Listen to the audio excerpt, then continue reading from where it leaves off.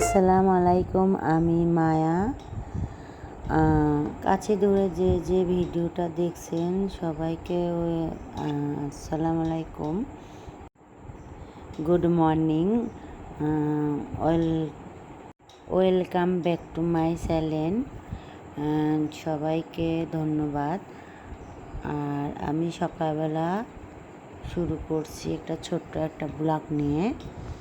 আমি সকালে আলিফ স্কুলে যাবে, তাই আমি সকালবেলা উঠে আগে চাটা বানিয়ে নেব। যেহেতু সকালবেলা আলিফ ভাতটা খাইয়ে যাইতে চায় না স্কুলে, তাই আমি আগে চা আর বিস্কুট দিয়ে নেব। বিস্কুট খেয়ে ও স্কুলে চলে যাবে, সাথে আমিও কিছু একটা বিস্কুট খেয়ে চা খেয়ে নিচ্ছি, যেহেতু কাজ করতে করতে দেরি হয়ে যাবে। তো আলিফ তো পুরোপুরি রেডি হয়ে গেছে, নাস্তাটা খাওয়া হয়ে গেছে। তো আমি আগে দিচ্ছি, প্রায় রেডি। আর আগা দিতে যায়, ও চলে যাচ্ছে, আলিফকে আগায় দিতে গেছে। আগাইতে যাই আমি আমার ভুঁয়ে আমি কটা পুঁইয়ের গাছ লাগাইছি, ওখানে একটু পানি দিয়ে আসলাম। যেহেতু অনেক গরম রোদ, গাছপালা মরে যাচ্ছে, আর গাছপালা মরে গেলে তো ভালো লাগবে না, যেহেতু তরকারিও তো কিনে খাইতে হয়। আর আমি সকাল সকাল পানি দিয়ে এসে রান্নাটা চড়াই নিচ্ছি। ছোট মাছ দিয়ে আমি রান্নাটা করব।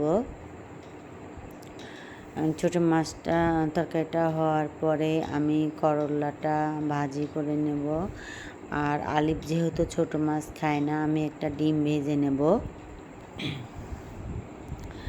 আলিফকে নিয়ে হয়ে গেছে চিন্তা, আলিফ ছোটো মাছ টাছ খাইতে চায় না, আর খালি ভালো ভালো মন্দ খাইতে দাও ওকে। তে আমি করলাটা আজকে আর বেশি কিছু করব না, আমি করলাটা ভাজি করে নেব। আর ছোটো মাছটা রান্না করে নিছি। তে আমি বেশি কিছু দেব না, করলাটাতে একটু হলুদ আর লবণ দিয়ে আর পেঁয়াজ মরিচ দিয়ে আমি ভালো ঢাকা দিয়ে দিছি। আর এইখানে আমি সকালবেলা বাসি কাজটা সেরে নিচ্ছি। আর এই ঘরটাতে বেশিরভাগ থাকা হয় না, তারপরও রাস্তার কাছে অনেকটা ধুলা পড়ে। তো আমি ঘরটা গুছিয়ে নিচ্ছি। আর আলিফের আব্বু সকাল নাইটে গেছিল, তো সকালবেলা চলে আসছে, ও ফ্রেশ হচ্ছে, আমি ওই সুজিকে ঘরটা গুছিয়ে নিচ্ছি। ঘরটা আমার প্রায় গুছানো হয়ে গেছে। ক্যাবিনেটগুলো অনেক ধুলা পড়ছে, বাহিরের অনেকটা মানে ধুলা, কি বৃষ্টি যেমন হয় না, বাহিরের অতিরিক্ত ধুলা ঘরে ঢুকে। তে আমি এই হাতে খাটমাটগুলো পরিষ্কার করে নেব, জানলাটা দিয়ে পরিষ্কার করে নেব।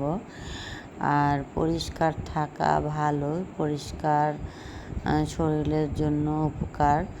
তে কিছু কিছু মানুষ আছে অপরিষ্কার নেস্টিক। তে আমি ঘরটা, আমার কথায় যদি ভুল ত্রুটি থাকে আপনারা মাফ করে দিবেন, কথা আমার বেশি ধরবে না। আমার ঝাড়ু দেওয়া প্রায়, আর আমি যেহেতু নতুন নতুন আমার কথা একটু বাদে, অতটা আমি গোছায় কথা বলতে পারি না এখনো। আমি বারান্দার গ্রিল লাগাইছে, আর বারান্দাটা আমি পরিষ্কার করে নিচ্ছি। আলিপুরি ঘরটা ভালোভাবে ঝাড়ু দিয়ে নিচ্ছি, সিঁড়িটা দিয়ে ঝাড়ু দিয়ে আমি পরিষ্কার করে নিচ্ছি। বাইরে দিয়ে ঝাড়ু দিয়ে কাজের শেষ থাকে না, রাস্তাটা পরিষ্কার না করলেও নোংরা দেখা যায়। আমি রাস্তাটা শুধু পরিষ্কার করে নিচ্ছি। আর যেহেতু চা বানাইছি, চা বানায় নোংরা পড়ে গেছে, আমি এই হাতে থাল বাটিগুলো মেজে কিছুটা কাপড় চাপড় ছিল ভিজিয়ে নিলাম। গোসল করার সময় আমি কাপড় চাপড়গুলো ধুয়ে নেব। আর চা খেয়ে সারি পাতিটা ধুয়ে দিয়েছিলাম, আমি গাছে দিয়ে দিচ্ছি। গাছে চা পাতিটা দিলে অনেক উপকার হয়। আর আমি গাছে পানিগুলো দিয়ে নিচ্ছি, মরিচ গাছ আর কিছুটা ফুল গাছ। কত সুন্দর দেখেন ফুল ফুটছে, আর অনেকগুলো পুঁইয়ের ডুগা হয়েছে। আর আমি কালকে বিকালের কাপড় চাপড় ছিল, ওগুলো আমি লেড়ে দিচ্ছি। আর এই হাতে আমি ঘরটা পরিষ্কার করে নিচ্ছি। ঘরটা মোছা আমার প্রায় হয়ে গেছে, রান্নাবাড়া শেষ, আমার ঘরটা পরিষ্কার করে মুছে নিচ্ছি। আর ভাজিটা চুলা পাড়ে ছিল, যেহেতু আমি নামে নিয়ে কড়াইটা শুদ্ধ পরিষ্কার করে নিচ্ছি। আর কাপড় চাপড়গুলো আমি ভিজানো ছিল, আমি ধুয়ে নিলাম, ধুয়ে গোসলটা করে উঠছি। অনেকগুলো কাজ করা হয়েছে, তো এতটা কাজ করা হয়েছে। আর সকালে কাপড় চাপড়গুলো লাইরে দিয়েছিলাম, সেগুলো তুলে নিয়ে আসলাম।